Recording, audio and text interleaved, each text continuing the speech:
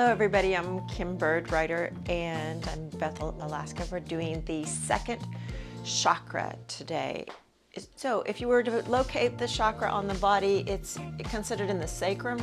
So the sacral plate is here, L5, L4. So we're talking about this area of the body, and the body parts it's associated with are kidneys, bladder, genitals, and the hips.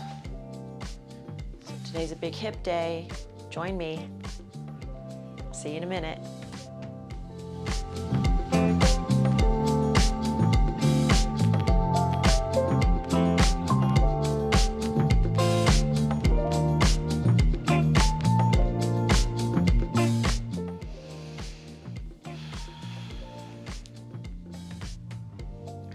We're going to start out today with a Qigong movement. So Qigong is the grandfather of all the Asian Tai Chis and Kung Fu and all the different Asian movements. Qigong's the oldest, so it's still along the lines of Tai Chi.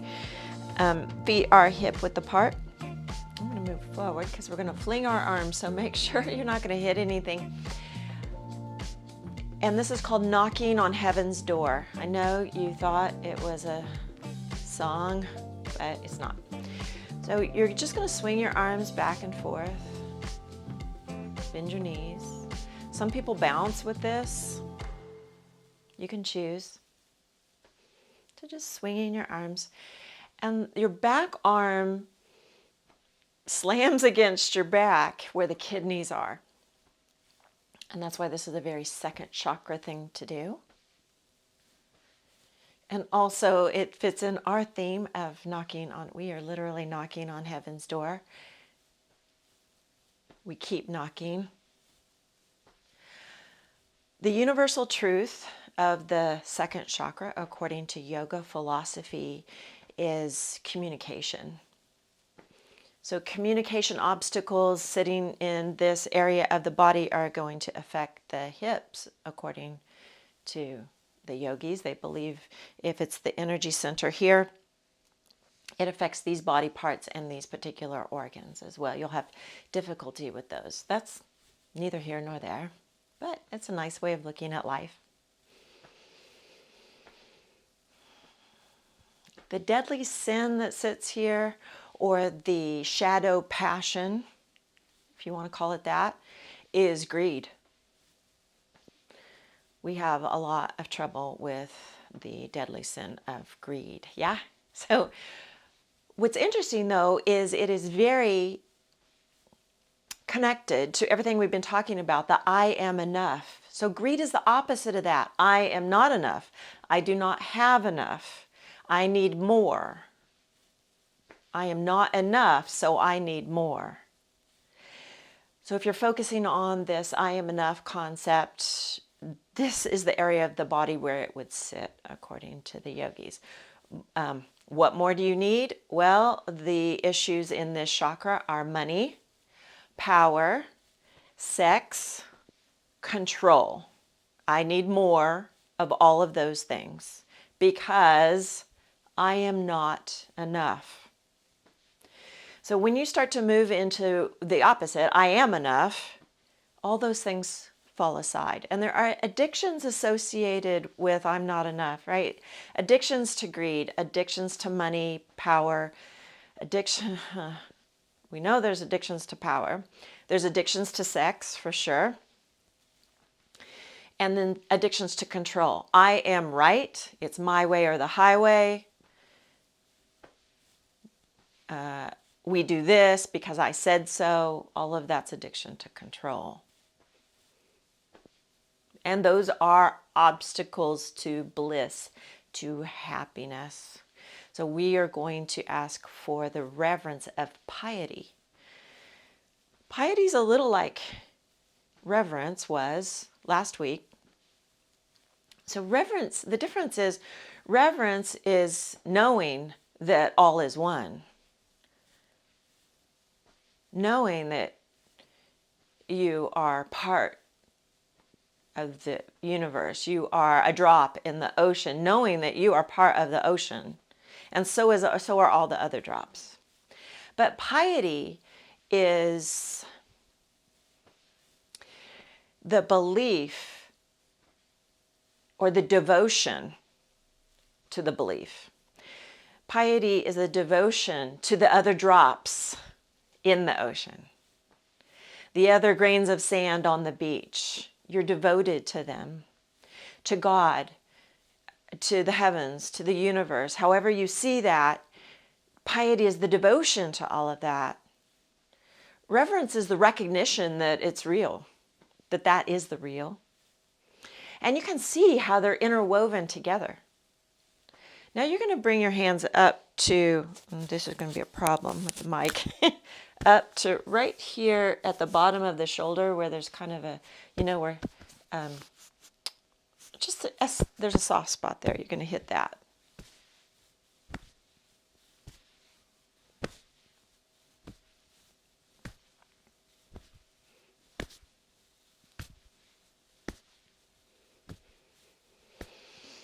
Deep breathing. And you turn a little. Knocking on heaven's door.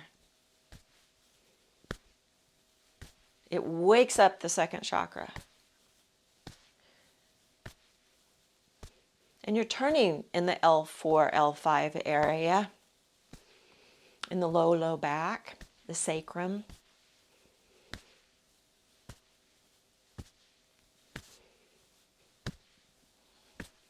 Big breathing.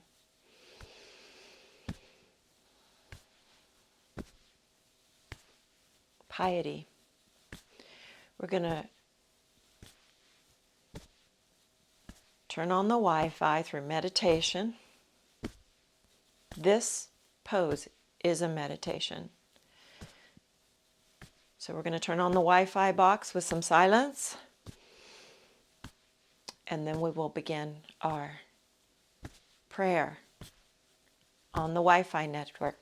Remember, we've already got the first G set up. Now we're lighting up the second G, knowing that these are I was saying they are intertwined with one another, reverence and piety, because eventually they're going to come together to make white light.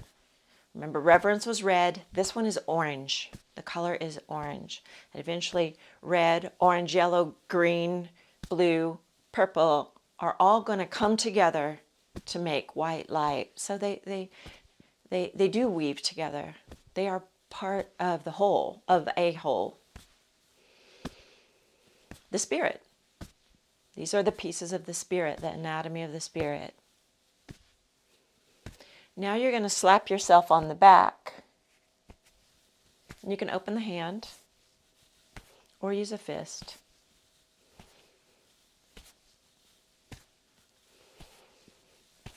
This can help headaches too.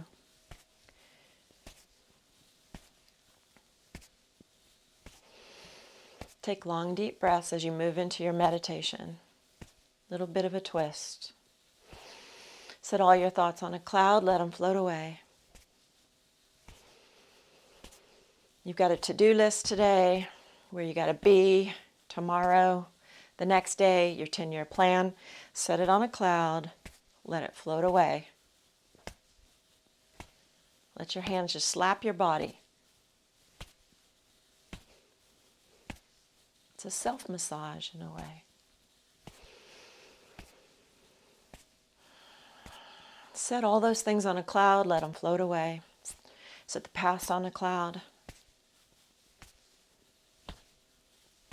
Let it float away.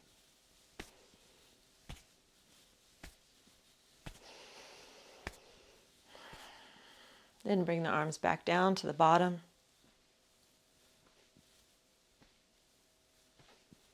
We're going to lean to each side now. Moving through the hips. Twisting through the hips a tiny bit.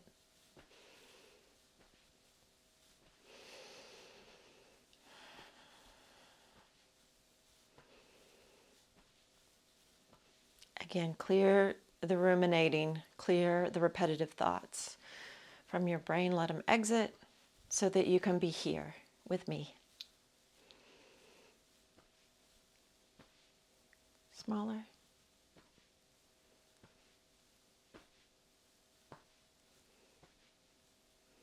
Now we're just going to do the arms like smooth,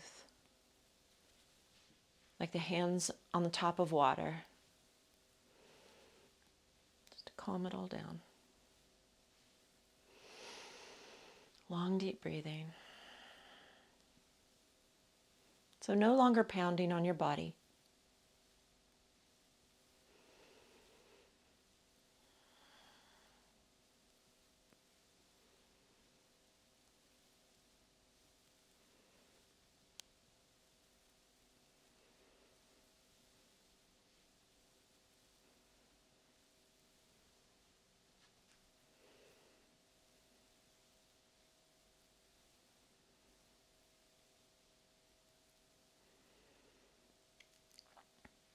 Bringing your feet back together, coming to stillness. We'll move to our ab work.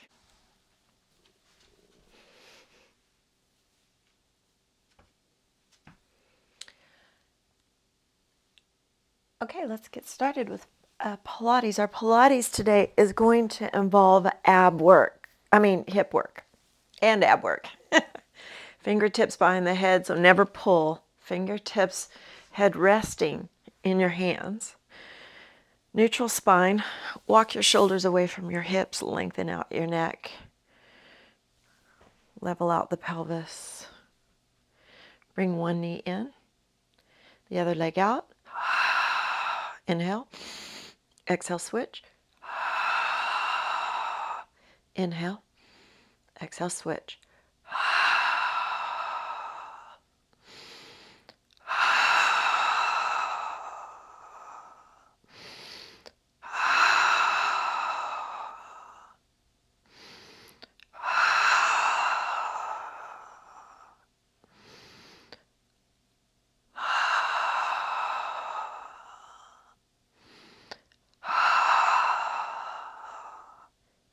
To modify, you can have one toe or the other toe on the ground.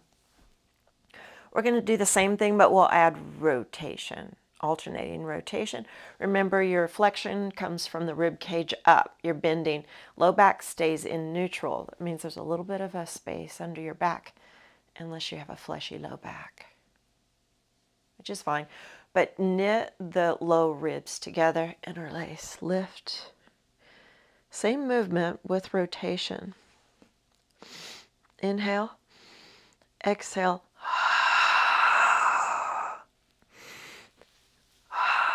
Alternate.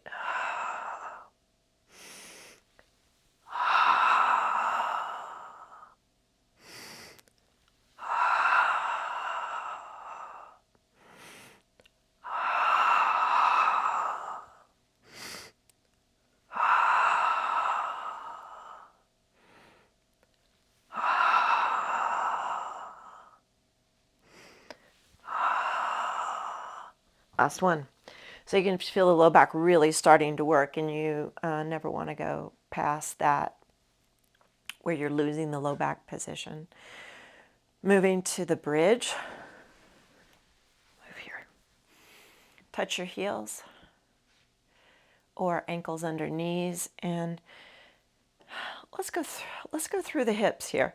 Press the low back into the mat and rock the pelvis. So arch the low back away from the floor. Exhale, press your low back into the floor. Tailbone curls up. Inhale, tailbone goes down. Arch.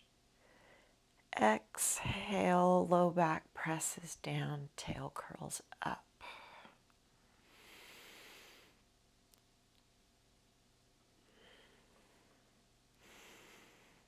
Inhale and exhale.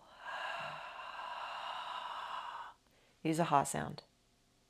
Really pull the belly flat.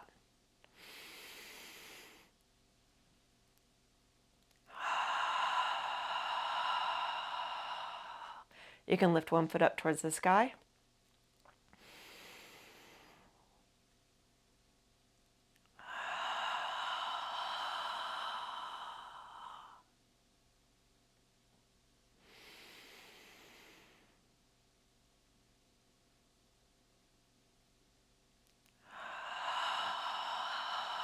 Shoulders down.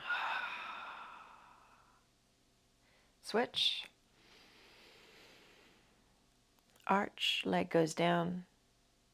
Exhale with a ha, pressing the low back down, lifting the tailbone, leg rises.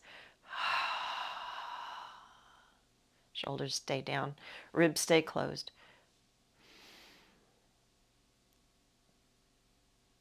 And you can always put your hands here and feel.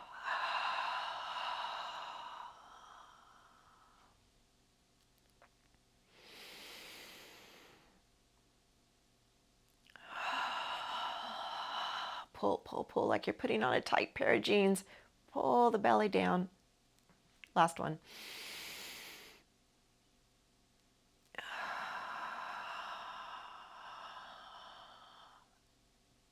Release into the bridge. Same movement, tailbone goes up to the sky, press the low back down because you're peeling up your vertebrae one at a time off of the floor.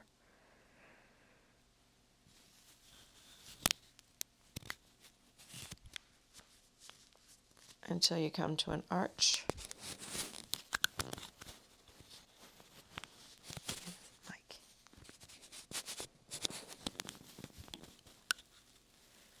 Arms can be out to the sides. Go ahead and interlace behind your back. Lift one shoulder, tuck it under, lift the other shoulder, tuck it under, arch right behind your heart.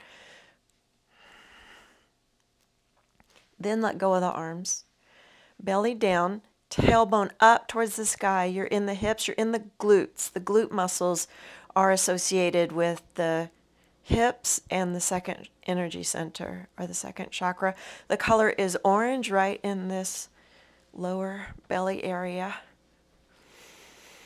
Right in the glute area. Think of the color orange where the glutes are. Breathe like you mean it. This is a power move. You can lift the heels if you like.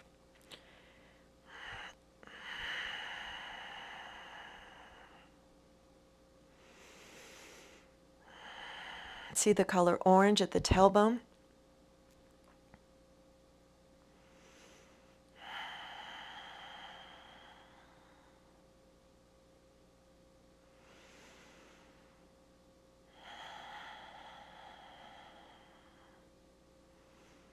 We've got a knock at the door. Keep knocking at the door for the door to open so we can put our codes in to open up the second G. We're going to 7G Wi-Fi. We need the second G open. Prayer for grace. Grace has the codes. And the grace is piety. Devotion to reverence. Devotion to our fellow man. Devotion to all that is living. Devotion to the earth.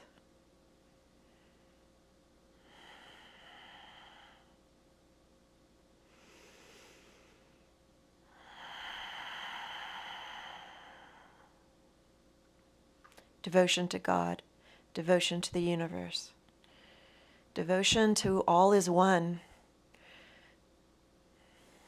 You're the drop in the ocean, and you are devoted to the other drops. You're devoted to the purpose of the ocean. You're devoted to the flow of the ocean, the tides, the ebb, the power.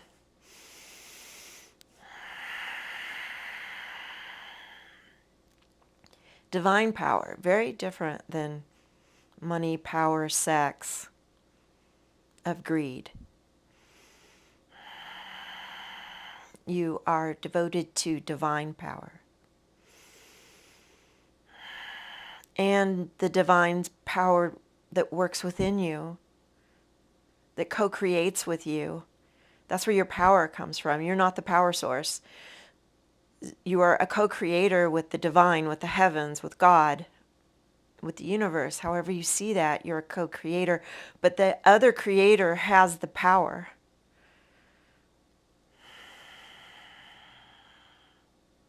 Plug in.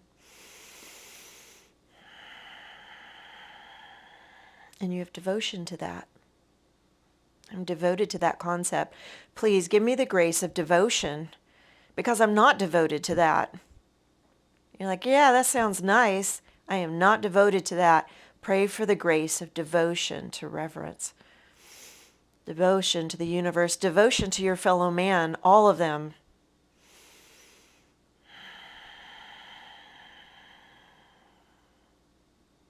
Slowly lower down, one vertebra at a time. Bringing the knees in towards the chest for happy baby. Reach to the outer edges of your feet, and you can just rock side to side. And if you can't reach your feet, hold your, you can always change these things. Just hold your shins.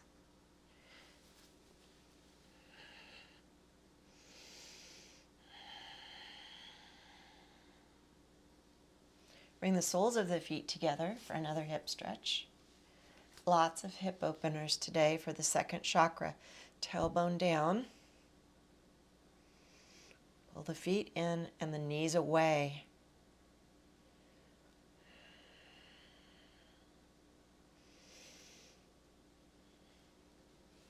Rolling like a ball.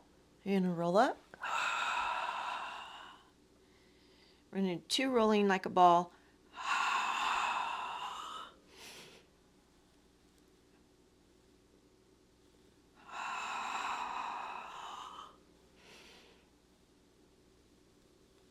And come up. For Malasana, which is a squatting position, it stretches the pelvic floor muscles. This is always good for pelvic floor work. Feet are about hip width apart, and then you squat. Now, many people can get their heels on the floor. I'm not one of them. I might switch. I'm going to put this heel down. And then you press your forearms into your knees. And then I may switch to the other one. It really depends on your weight distribution here.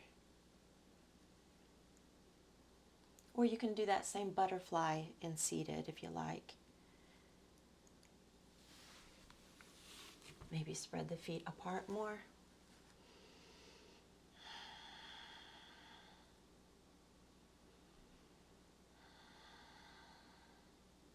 Adductors, inner thighs.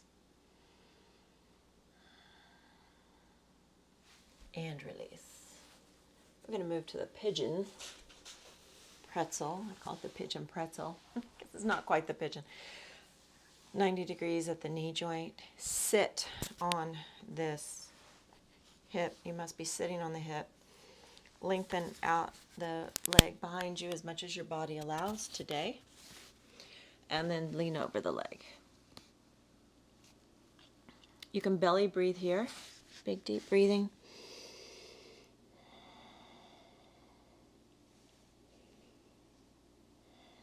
Walk your elbows forward.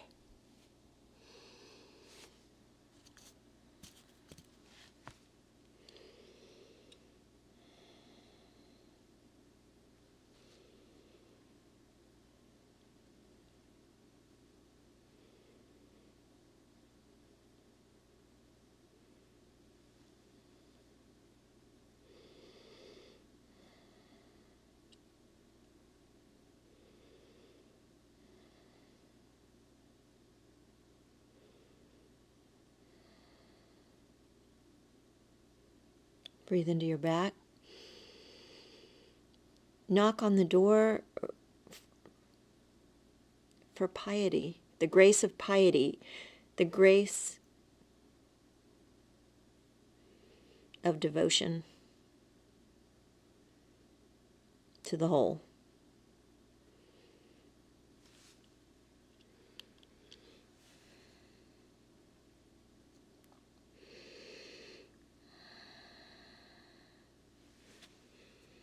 Rising up, some walk whatever leg is in front, that's the elbow that you walk towards the arch. Make a rock and a pancake.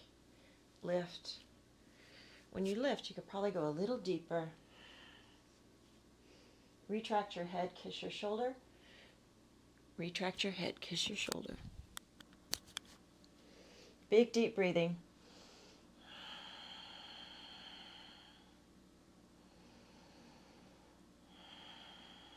I am enough. Because the belief that I am not enough to be part of the whole, I'm not good enough in whatever way to be part of the whole, that is the sin. That is the obstacle. That is what's leading you into money, money greed, power greed, sex greed, control greed.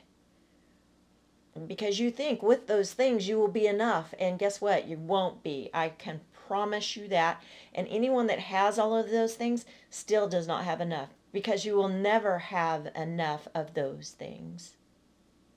They are not enough, and you will not be enough. Stay riding with that deadly sin and with that choice, and that's what you'll get. But we are praying for piety, to be devoted to the whole, because the whole is enough, and I am enough to be part of the whole. Come up. I'm enough to be my droplet in the ocean.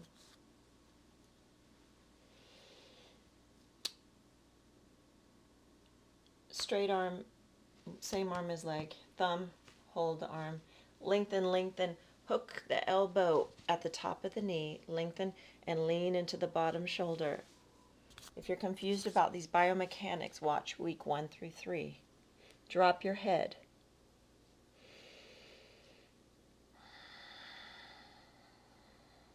Big deep breathing into your back.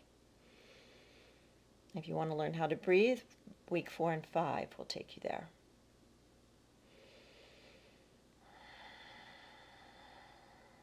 I am enough. I'm a droplet. I get it, but I am enough to be that droplet. Somewhere along the line, when you were probably a kid, teenager, and there are opportunities from age 4 on, when people tell you that you're not enough. You're not enough to be your droplet. You're not accepted. You are not a good enough droplet. You should be a bigger droplet. You should be a taller droplet. You should be a longer droplet. You should be wetter droplet. Should. And you got confused and decided that you weren't enough. We're going to set that aside because it's not true. That's false. And actually, it's your imagination, your own imagination, that decided that's what those people were saying to you. And your imagination created greed. Well, if I'm not enough, I'm going to get more. More of what? More money, power, sex, control. That's all in your imagination. And it creates a living hell. So let's move away from it into piety. Please send me piety, devotion for the whole, knowing that I am enough to partake in the whole, in the entirety of mankind, in the entirety of the universe. I am enough to be a co-creator with God. I am enough to co-create my life, to plug into the power of the divine and co-create my purpose.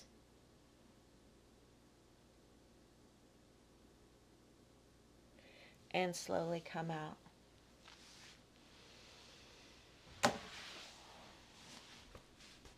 Windshield wiper your legs. Other side.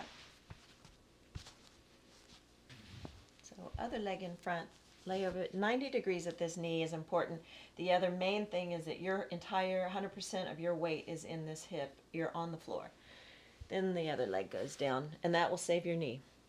Walk your hands forward, walk your elbows forward, unlike the traditional pigeon.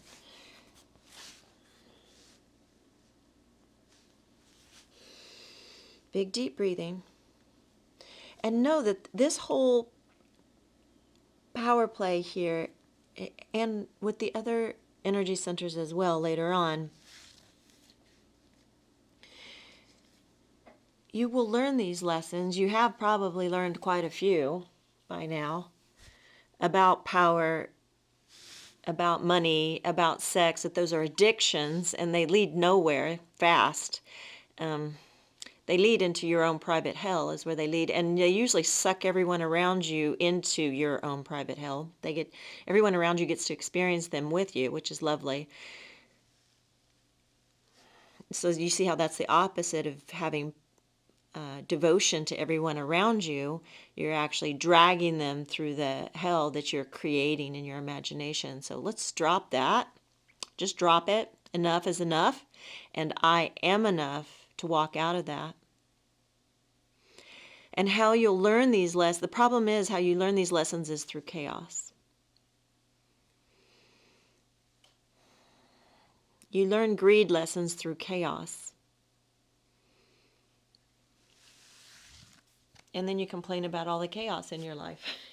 Elbow walks towards the foot, somewhere along this path, anywhere along the shin. Eventually it hooks at the arch. Make a rock, pancake, lift, sink.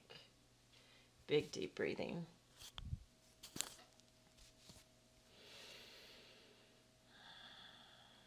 Anytime, the universal truth is, anytime that you get close to the truth, you're afraid of it. So anytime you get close to it, you start to create chaos around you to pull you back away from it, back into the deadly sin, back into the shadow passion, back into the greed system. The chaos pushes you back. Our lesson is, instead of seeing chaos and pulling back into greed, you see chaos and you walk through it. You've got to walk through the fire, walk through the chaos, walk through the nightmare, walk through the dark night to get to the other side, to get to piety, to get to devotion. And you are enough to walk through it. There's the lie right there. I'm not enough to walk through the chaos. Hand is straight, thumb, hold, lengthen, hook at the knee.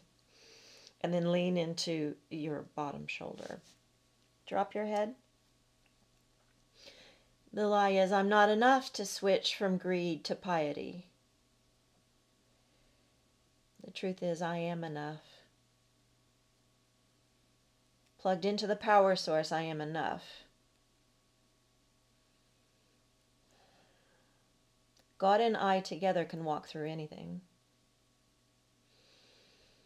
The divine and myself together can walk through anything. The heavens and I together can walk through anything. I am enough, but together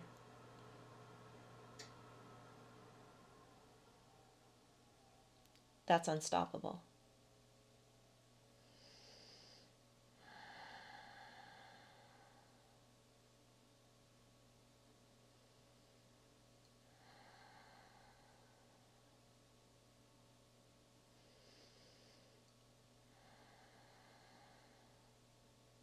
I acknowledge the obstacle of greed within me, and I want out. I no longer want to live that way. That greed no longer serves me. It's time for it to go. I'm going to break up that obstacle. I'm going on the second G. I need the codes. I need grace, please. More grace of piety, of devotion. Devotion to the whole. You can be devoted to the greed, and most people are, quite frankly. You're switching your devotion from greed to piety, to reverence.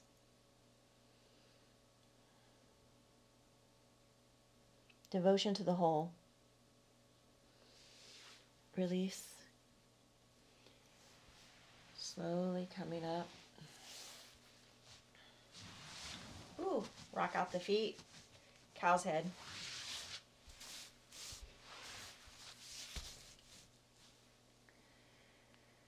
You can pick any seated position that your knees and hips allow, but the full cow's head is, I like shoelace a lot. I do that a lot, but cow's head is knee to knee.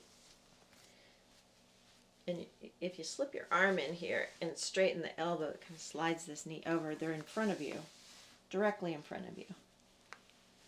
You got to move the flesh around a little bit to allow that. And then this hip has to hit the floor. This foot must move out so that you can be planted. Both of your sitting bones must be touching the floor. Otherwise, you have a crook in your spine and you can cause some damage. Hip down. And so if you can, the moral of the story is if this hip is not hitting the floor, straighten out the bottom leg and go knee to knee this way. Fold forward.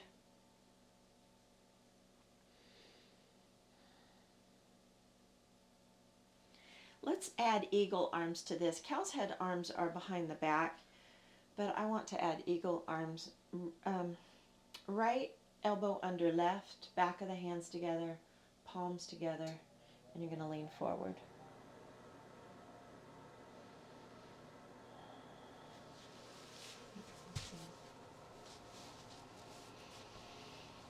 Big deep breathing.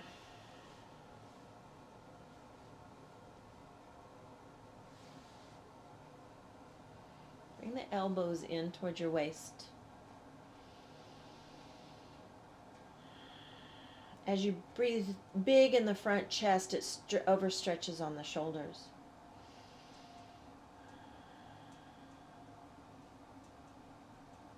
Drop your head. Again, I am shifting my devotion from greed, from money, power, sex, control, those imaginary things that I think I can find bliss in, and I know I cannot. I know they just create chaos. I'm going to walk through that, and I have them. I have all of those. I'm going to bust through the chaos to the other side. I'm going to walk through the fire to the other side where piety sits. Devotion to the whole. Devotion to all of mankind, all of life, all of the planet, all of the universe, and completely devote myself to the divine and the heavens. I want to communicate with all the souls and all the heavens. Communication is here. Once I accomplish this, the communication with all the other droplets in the ocean are there. Communication with the tide systems. Communication with all the animals living in the ocean. Communication with the divine is possible. I will have the second G online. The obstacle of greed will be gone. The imagination of that I am not enough and I need all of these things to make me enough has disappeared, because it is not true. It is the false self that I created once upon a time to feel safe. I thought things would make me safe. I thought money would make me safe. I thought being sexually attractive would make me safe. I thought my sexual desire would make me safe. I thought power would make me safe. I thought then, when none of those worked, I thought control would make me safe. I control everyone around me. I control every aspect of my life. Because I do not have devotion or belief that God is the true power that will take me there, that the heavens will take me there, that the others of this planet will help take me there into safety, into the security of my purpose, into bliss. The whole will take me to bliss. I now know that. I keep knocking for the grace of piety to escort me through this fire of greed,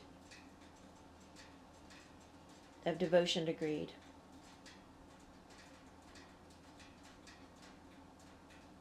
Of my false sense of security that collapses every time I turn around.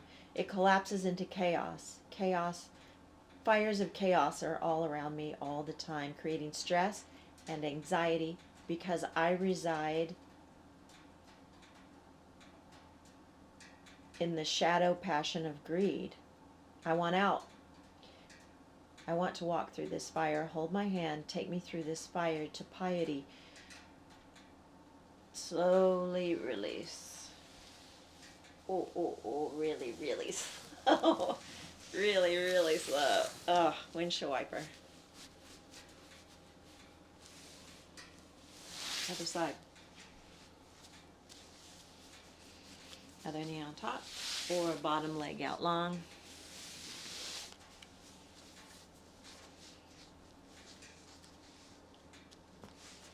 Feet come back by the hips, but you are not sitting on them. Left elbow under right. Backs of the hands together, palms hinge forward.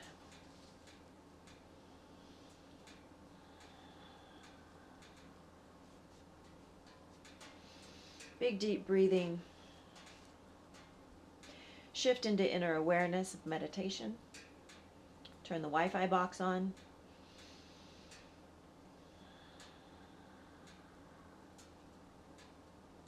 Clear the trash out of your mind. Trash, repetitive thoughts, rumination, past and future. Clear that out for a while. And then start your prayer for the grace of piety, the grace of devotion. Devotion to the whole.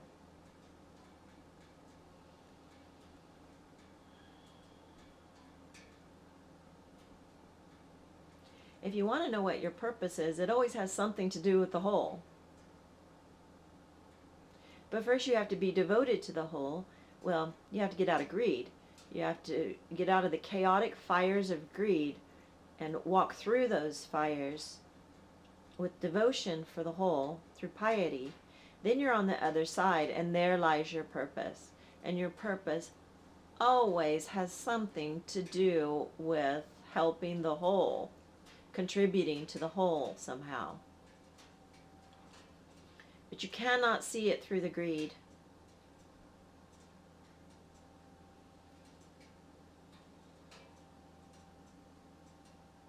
Some people even look like they have found their purpose, like they look like they've done this process, but in reality, they're still sitting in greed. Their basic reason for doing what they're doing is based on greed.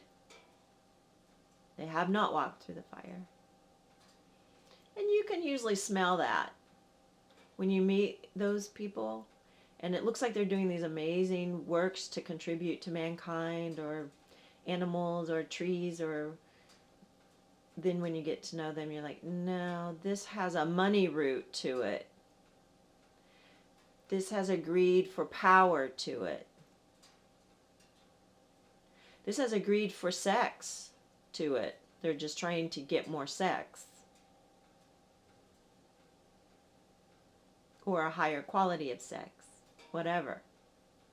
Or a lesser quality of sex. However you want to look at that. Those are the big motivators. It is a deadly sin. It is deadly. Deadly is the operative word here. Sin means missing the mark. Literally in Greek, in the biblical Greek, the word sin means missing the target. You're shooting an arrow at a target and you haven't just missed the bullseye, you've missed the entire target. That's what sin means. So it's deadly because the arrow's coming back at you. It's a real problem if you want to reach bliss. You can sit in depression, stress, anxiety, chaos, woe is me, victim. You can sit in the ugliness of life. But if you want to move to bliss, this is the way out. Pray for piety. Pray for devotion. Devotion to the whole. Devotion to reverence for the whole. And the whole is God, heavens, other people, sentient beings, everything living. Everything non-living, for that matter. Release.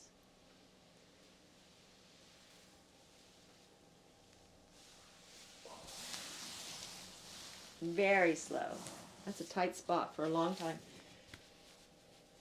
Just like chaos can be a really tight spot for a long time. You're coming out of these. Just like you're coming out of these poses, you're in them for a long time and you're like, you know, I've had enough, I'm coming out. And we'll move on to standing.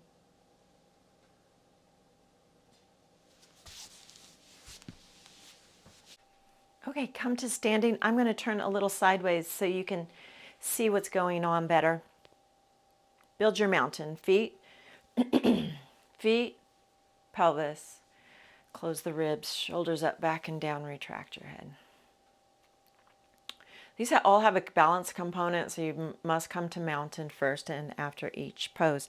With your feet, you're screwing them into the floor and shifting them away from one another. Let's step hip width apart. That's 2 fist width apart.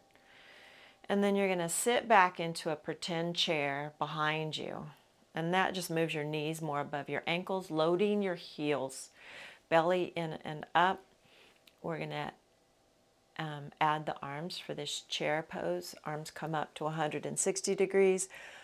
A flexion, then a little bit of extension in the upper back so that the arms slide up more by the ears. Big, deep breathing. You're in the hips, you're in the glutes. This is all second chakra work. If you notice, this is first chakra work, second chakra work, and you're going to learn third chakra, fourth, fifth. You're actually in all of the chakras in these poses. These poses are meant to hit all of the chakras, but this is a serious second chakra exercise, and that's why I chose it. And release. We're going to do about the same thing for the eagle. Arms come overhead. Exhale down. You did the arms before. Right elbow is under left. Crisscross like so. Bend the elbows, backs of the hands together. Thought I was going to get away from this problem. Hands together. Bend your elbows. Shift your weight. So I have the right elbow under the left, so that means the right leg comes up and over.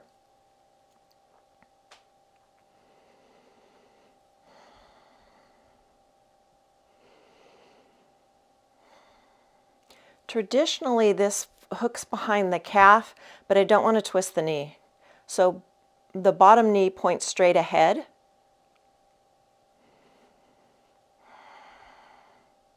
But you do want to squeeze the legs together because we're trying to hit these lymph nodes at the hips. Squeezing those lymph nodes, helping them clean themselves out. We've got lymph nodes here too that we're squeezing.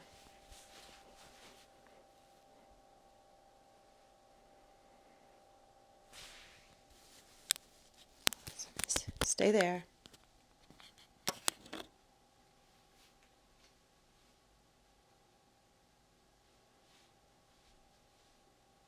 And release. Inhale, arms overhead.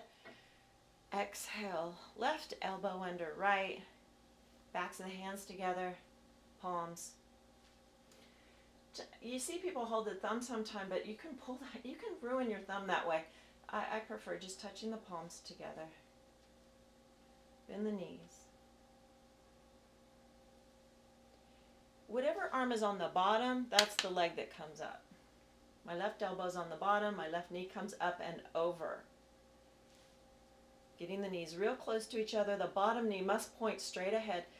Your knees always point in the direction of your toes. And then with this left foot, I'm trying to bring the left foot towards the shin of the bottom leg. And that causes the squeeze. So if this foot, do you see this foot?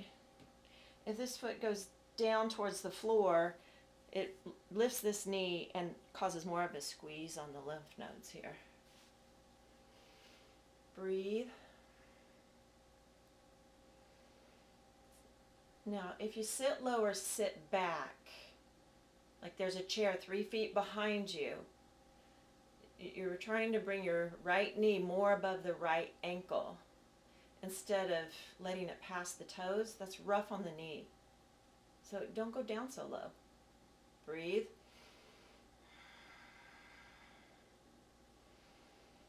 Breathe like you mean it. This is a power pose. And release. Shake it out. Standing bow. Build your mountain.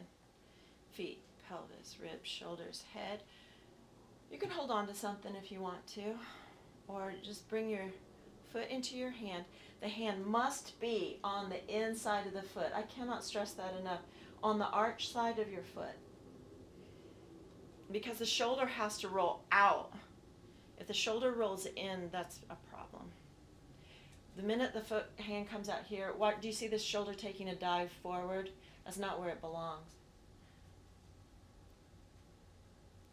Knee to knee. Build your mountain. Other arm out in front. Now there is a twist in the upper back, so the back shoulder shifts back and the front shoulder shifts forward. Right up in here is the rotation. It's super high. You can stay here. This is a lot. Moving your bent knee towards the wall behind you until you feel a big quad stretch, a big thigh stretch. You're trying to touch the wall in front of you. Reach forward, reach forward. The back shoulder reaches towards the back wall. Press the foot into the hand.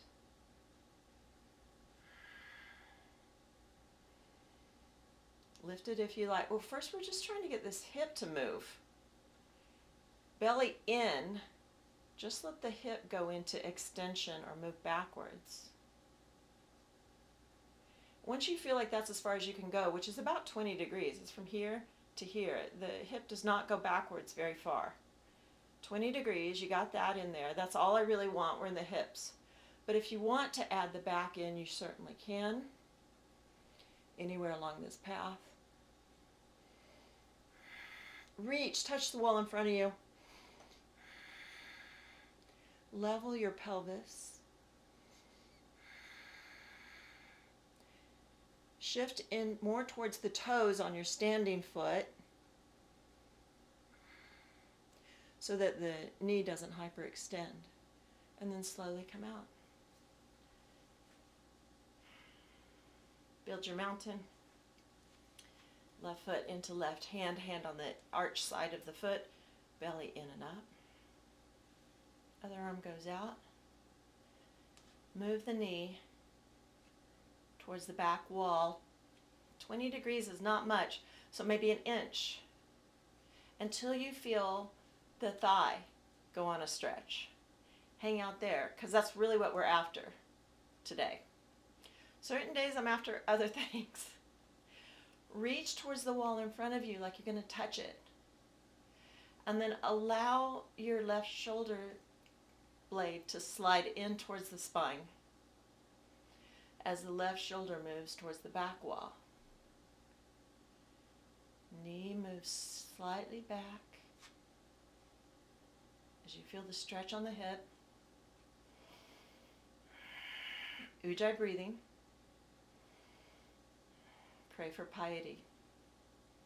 Ask. Keep asking and you shall receive.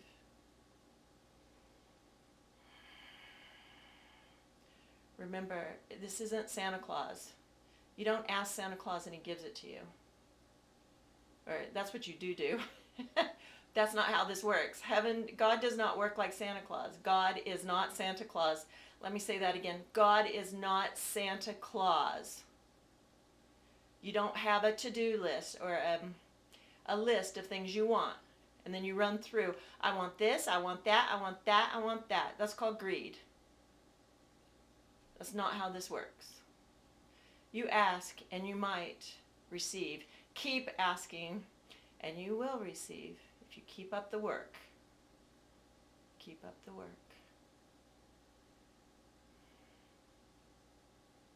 If you want to go deeper, you may. Greed no longer serves me.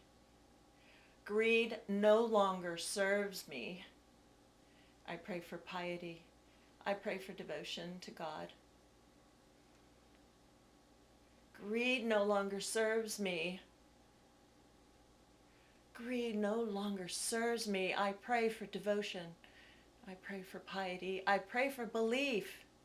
Help me believe. Help me believe.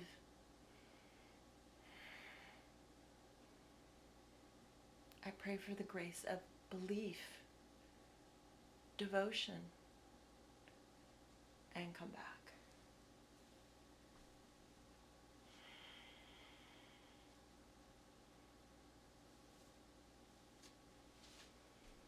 And we'll move to Tai Chi. We'll start our Tai Chi, and we're going to add rooster stands on one leg today. Tomorrow and the next day, we're going to thread it together with the parting horse's mane and the floating cloud hands. The next exercise or the next movement is, or form, is this one, which is rooster standing on one foot. Here we go. This is so practical. You don't realize how many times. I was putting my socks on the other day and I realized, hey man, I can really balance while I put this sock on. So it does translate into your world. Now, when you were coming out of the floating cloud hands, our feet were in this stance. We're going to shift our feet, you put your weight into your heels and lift the toes. So we'll put the weight in your heels, lift the toes, turn it out, lift these toes, turn it in. Because remember I said you always want to keep your knees pointing in the direction of your toes for safety. Sometimes it's unavoidable, but for the most part, Tai Chi does follow those rules. Now we'll start in this position, the forward stance. And we're going to turn this foot out. So you're going to lift the toes and turn it out. We'll start with the feet. Put your weight on this leg and then lift the knee and it points forward. Too close. Heel drops. Turn the foot out. Put your weight on it. This leg goes forward. I'm showing you the angles with my hands. Heel down, turn the foot out. The other leg comes in and goes forward. Okay? And the torso is going to turn in the direction of the standing foot. So if I turn the foot out, my torso is going to turn out with it. And my torso is going to stay with the standing leg, in the direction of the standing leg. Now my torso is going to come from, this was the standing leg, I'm moving to the other standing leg. So my torso is going to go with it. Heel down, turn the foot in, put my weight on it.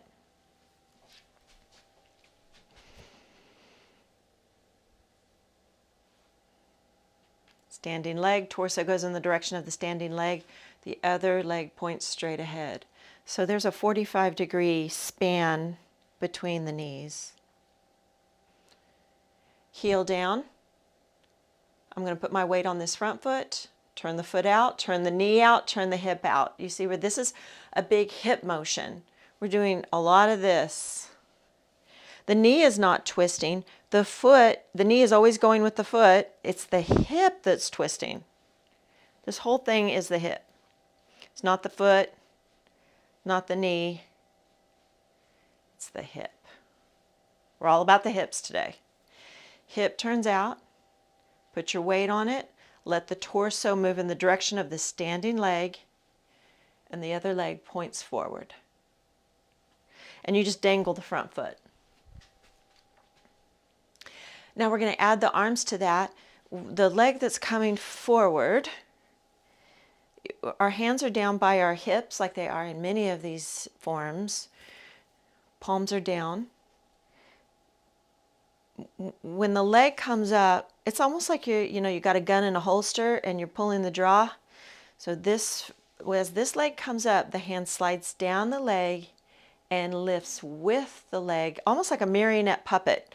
Like the hand is lifting the knee, and then the palm turns slightly forward, and you're looking right through the hole, through the space between the thumb and the fingers. That's about how high it is. The elbow always points down towards the leg. So here we'll just do the one hand. It slides down the leg, lifts the knee. You're looking through the hole. The elbow points down towards the leg. And you're reaching out some, but you don't want to straighten the elbow, so it's here. Okay, so we'll put it together. Let's start from the floating cloud hands. So you were here in a lunge. Lift your back toes, turn it forward. Lift your front toes, turn them forward. Then that'll bring you back to your stance. I'm using my right leg. Lift the toes, turn it out, put my weight on it. Hands are down by the hips. We'll add the hands in. I'm going to put all my weight on this. I'm angled 45 degrees. This is straight ahead. I'm angled 45 degrees off of the bowling alley. The bowling alley is straight ahead. I'm 45 degrees off of that. Lifting the leg, bring the hand down the side of the leg. Lifting the leg with the hand, elbow points down. This hand stays down by the hip. Now the heel comes down. Turn the toes out from the hip joint. This hand's coming down too, so that this one can take over. Heel comes down. Turn the leg out. Everything from your top of your head to the leg, it all turns 45 degrees. Put your weight on it. Slide the other hand down the leg, lifting the leg with the elbow as if there's a string from your elbow to your leg. Look through the web here. Let's try it again. We're going slow. We'll start it a little faster in a moment. We are going to get faster. Let's start from cloud hands. So cloud hands, you were in a lunge. Lift the back toes, turn the foot out. Lift the front toes, turn the foot in. So we've got this forward stance. Lift the toes again because we're going 45 degrees and everything goes with it. And then the hand and the foot come up together and face forward. Heel down. Everything turns out 45 degrees. This hand comes down the leg and lifts it. Now the torso everything is facing 45 degrees. But then at the end, the head turns alone towards the hand, towards the front leg and hand. So really from the collarbones down is all facing 45 degrees. The head is turning in the direction of my right side. Let's try it again. Start from the cloud hands. Lift the back toes, turn them out. Lift the front toes, turn them in. Lift the toes, turn them out. Put your weight on it. Everything turned this way. And then your gaze is going to go towards this hand and front leg. Look through the palm, through the hand. Palm faces forward. Heel down. Everything turns out. Hand slides down. Just the head turns forward, so the shoulders are still facing the 45-degree angle. Heel down. Turn it all 45.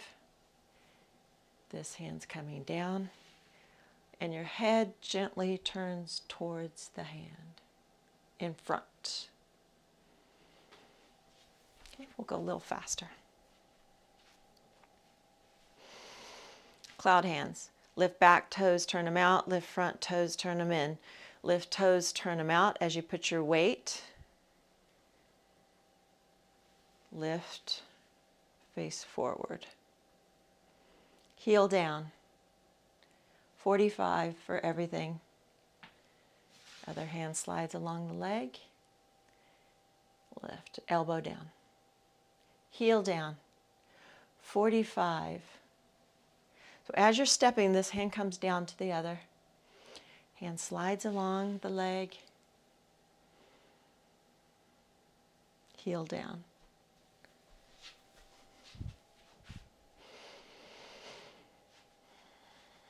Cloud hands. Lift toes, turn them out. Lift toes, turn them in. Lift toes, turn them out. Shift your weight. Get too close. Leg lifts, elbow down. Heel down. Turn it out. Everything 45 degrees. Hand coming down. And then everything comes up on the other side. Heel down. 45. Hand slides. And up. Heel down. 45. Heel slides. Up. And down. Let's try it one more time. Start from cloud hands, because we are going to have to learn this transition. We might as well start with it. Back toes lift up, turn forward. Front toes lift up, turn forward. Lift up, turn out. Hands are down by the hips. Bring the leg up with the elbow. Heel down. 45. Come up. Heel down. 45. Come up. Turn from the neck. Heel down. 45. Come up.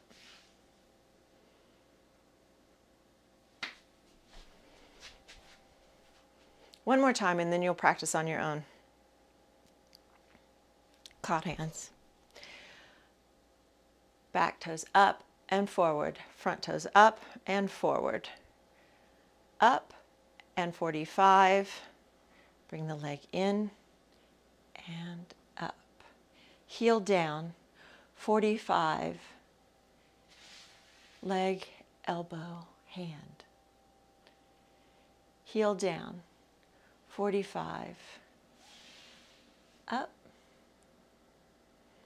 Heel down. 45.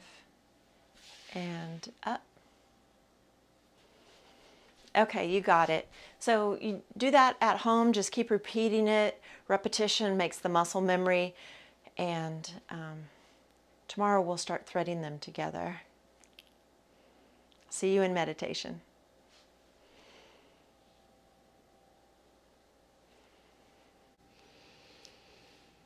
Let's start our meditation. Find a seating position that you like. Drop your jaw. Release your skin. Feel your jaw dropping, your forehead dropping, your shoulders dropping, your spine rising.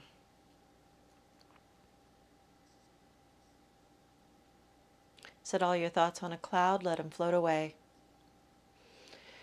See a staircase in front of you. You have this whole world around you. You're leaving the outer world and going to the inner world.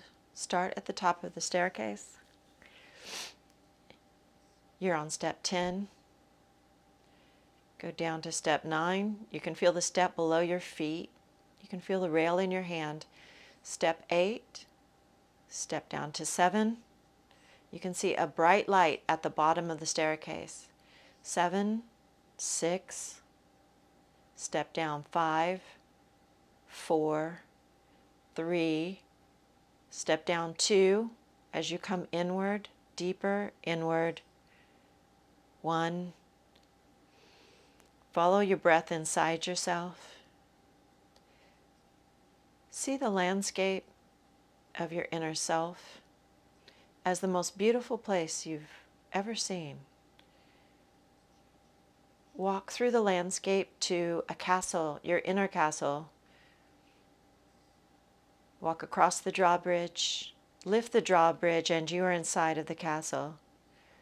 Walk into the castle, and there is a corridor of chaos.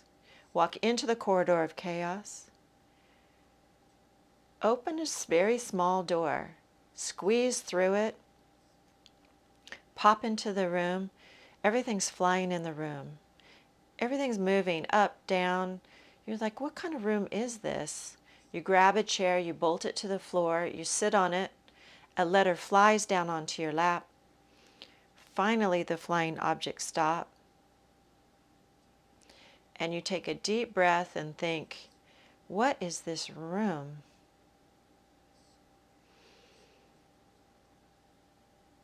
My soul led us into a dialogue. I need to understand in this room what my methods are for creating chaos. I know I have several. Some are conscious, some are not. But I need to finally come to terms with the fact that every time I come near the truth, when I come near a truth that is too frightening, too intimidating, too overwhelming, I create chaos. Maybe I withdraw, maybe I start screaming, maybe I pretend that I don't know what someone's talking about. I'm not sure what your method is, but you need to be sure.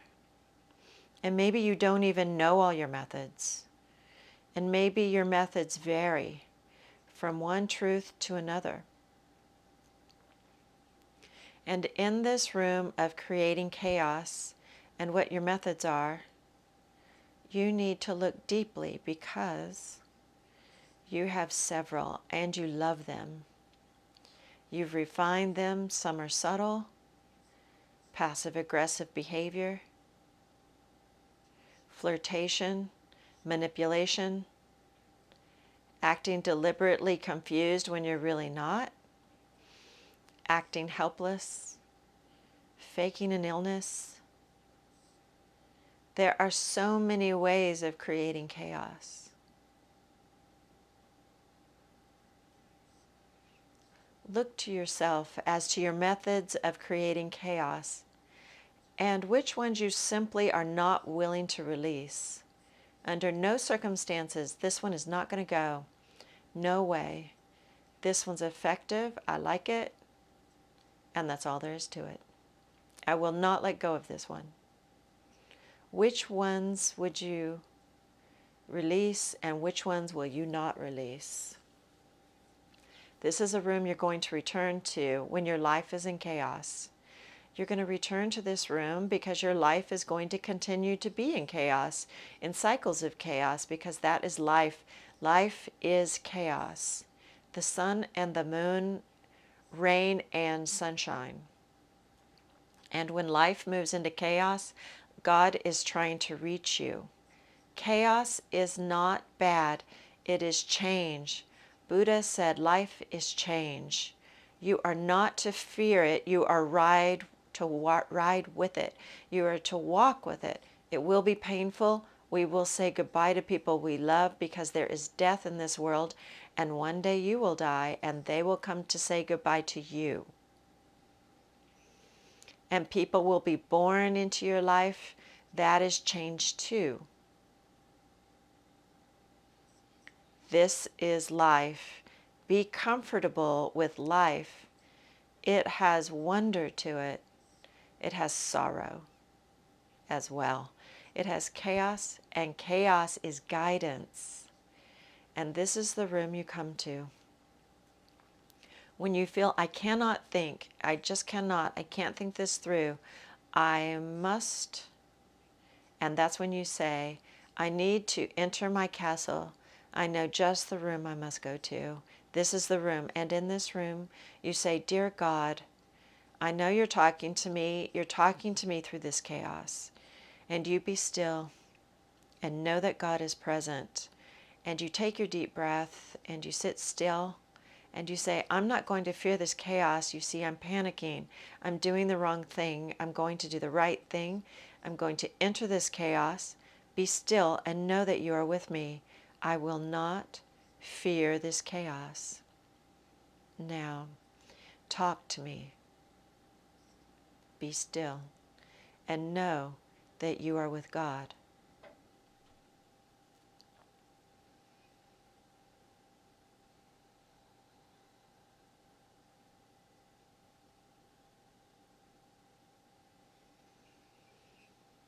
Now we're going to continue walking down the corridor of chaos. There are many, many ways that we create chaos in our lives and that we maintain it. And I want you to imagine that you are walking down this corridor and that you walk through a door to your left. And this is a door where you open this and it looks like a very academic room. It almost looks like an accountant's office. Here's a desk and a pad of paper, and you have to sit down, discuss something with your soul. There's a chair on the other side, and this is a room where you're going to go into. Every time you go into a prayer for guidance, this is the room I want you to go into. To the left on the desk is a candle. Light the candle. Because this is the room where you pray for guidance, but you must articulate on this pad of paper the chaos you fear and the guidance you know you're blocking out, because it will create chaos. God, help me with my relationship, but I do not want you to tell me to leave this relationship. This is the guidance I will not allow into my soul. This guidance is blocked. It's too chaotic. I am not prepared to hear this. Please help me with my job. However, this guidance would cause much too much chaos. Do not tell me to leave my job. It is not on the docket. What type of guidance would cause just too much chaos for you? So when you go into prayer, you know that this area of your life is off limits to God. You've already blocked it. You've already sent the message. Don't tamper with my family, my relationships. Don't tamper with them. So when I ask you for guidance, you can only go into these areas, but you cannot go into these. And that's just the way it is. This is a room where when you go into prayer, you are going to acknowledge the areas that are blocked with every prayer. This is a tough room, but you need to start acknowledging your blocks, because acknowledging your blocks, you acknowledge how much you hear God all the time. All the time. All the time.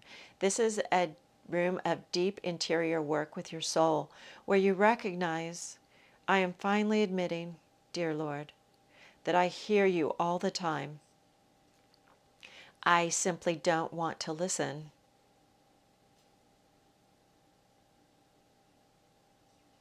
As you continue to walk down the corridor of chaos, you're walking out the back door, and you find yourself in the back of the courtyard.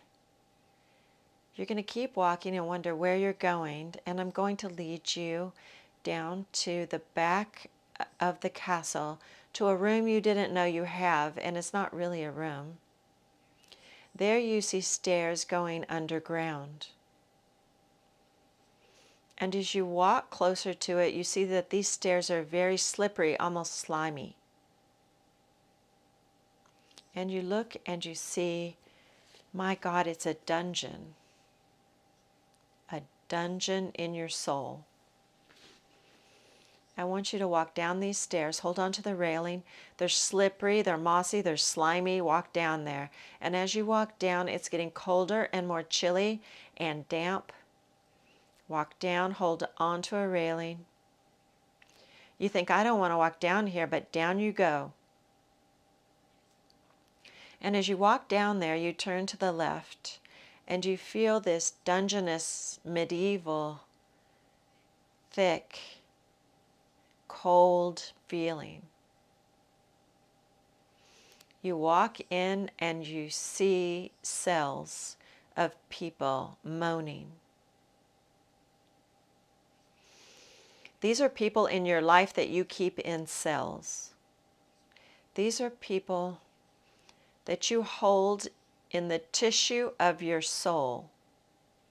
The people you can't forgive, the people you feel bitter about, the people you wish harm, the people you hold on to because of hurt pride. Go visit them. Go ahead and visit them. Take the keys and jangle the keys in front of them. You have cells for temporary visitation and permanent. And you have some that you are threatening with thoughts of humiliation and how you would love to humiliate them. Go visit them. These are souls that you keep captured in your groin, in the groin of the soul of your body. Maybe it's your parents. Maybe it's an ex-partner, or friends, or children, or an ex-spouse. But if you think that the inability to forgive is a painful relationship, a painful dynamic that is conducted in the mind, you are mistaken.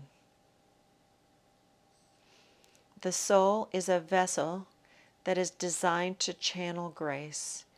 It is an effort, a conscious effort to be unforgiving. It takes work, which is why you keep having to remind yourself of why you hurt. It's an effort. So you look at them and think about who you might want to release on this visitation. And while you're down there, you might want to pause and think, I wonder whose prison I'm in. It's not a beautiful thought. And what would it take for you to release these people? Perhaps you want to talk to some of them and say, I would release you if, or maybe. I want you to turn around in the dungeon just for a few seconds. And right there in the corner is a little chapel. And there's a candle lit. And in your mind, kneel down for a second and say this prayer. Dear God, I pray for the grace to let go and to forgive. And until such time, please do not let my bitterness harm these people.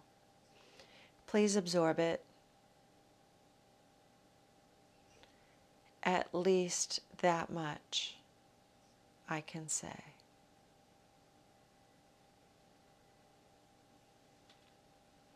And now I want you to leave the dungeon and go into the courtyard. And take a deep breath in the courtyard as we prepare to go into one last quarter, which is the quarter of divine seduction.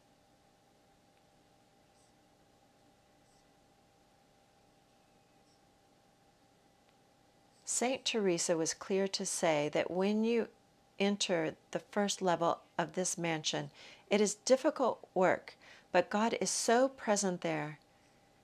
But it's not in a hugely mystical experience. Don't expect mystical experiences,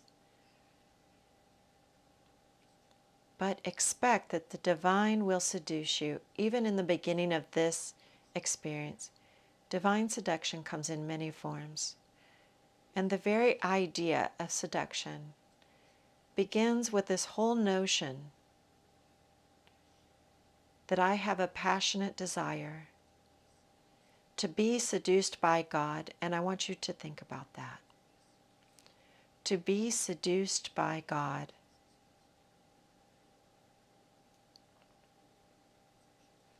To have piety for God.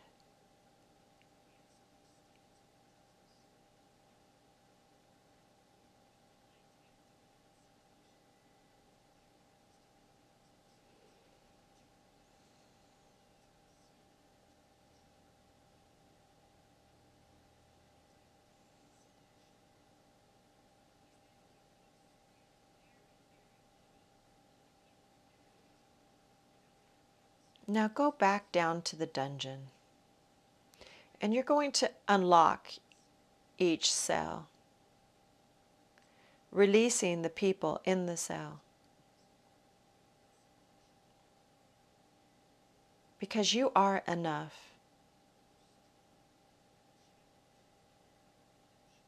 Release them.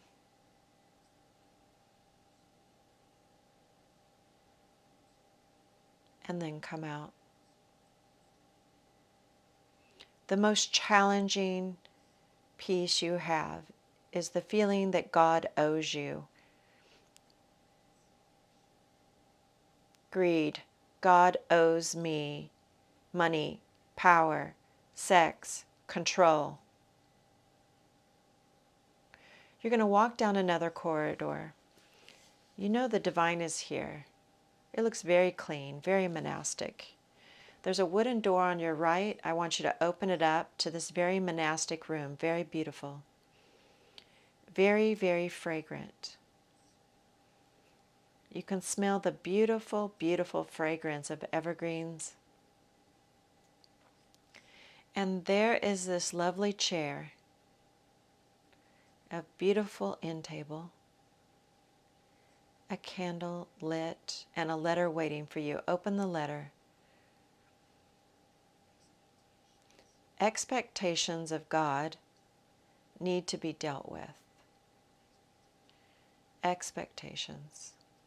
The whole idea of divine seduction is that you want to be seduced by God. But you want that seduction done fairly. You want the seduction done through stuff, rewards, good behavior, material objects. Because if you're a good person, bad things won't happen to you. It's as simple as that. If you're a good person, bad things should not happen to you. Bad things should happen to bad people. That's just the way it is. Life would be so simple if that really worked that way, but it does not. So part of what makes the journey into the soul so very challenging is that you don't trust deep in your system that the journey is going to be fair. What if bad things happen? What if they do? Because that you know in the past bad things have happened to you that you just don't feel were fair. It wasn't fair. Why did bad things happen to you that simply hurt and is not fair and you didn't deserve them? And so there. And this is the room of divine injustice where you finally get to just have your say. where you finally get to just cleanse your soul of, I don't know why these things happened, and I finally have to deal with why I think everything should be just and smooth in my life. This is the room of who do you think you are? That the world of justice should be fair around you, but name an adversary and write a paragraph about why it should be fair around them and not around you. Could you give someone else the gift of fairness and release it from you? Could you forego the gift of having everything work out just fine for you so that it could work out fine for someone else?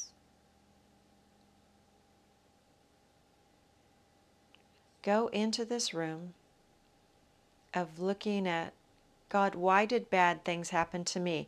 I really need to know why. Why do you need to know? Do you really need to know? Can you surrender? The goal in this room is to surrender the need to know why things happen as they do, and to see if in fact your capacity to surrender begins to build the generous heart toward divine intimacy. The graces will take you to divine intimacy. And when you find yourself confused about why things happen, just come to this room and remind yourself, that's right, you don't know why, and you probably will never know why. And that's okay. Surrender that. Amen.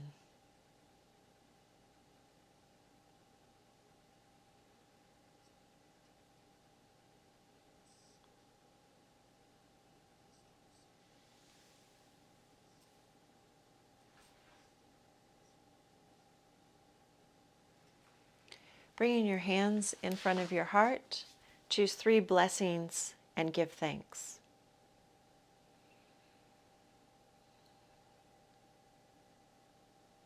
As you exhale, lower your ego mind below your compassionate heart in reverence. Inhale as you rise. Moving from your inner world, you're going to take your inner world into your outer world as we go up the stairs. You see step 1. You're walking up step 2. You're taking the castle with you. Step 3. Step 4. You've got your castle right in the middle of your heart, or even like a backpack. You're carrying it now. It's coming with you into your outer world. Step 3, step 4, step 5, you're going back into the world. Step 6, and you will be in the world, but not of the world. You are of the inner castle. Step 7, step 8, step 9, you're stepping back into the world, but now you have your inner castle with you.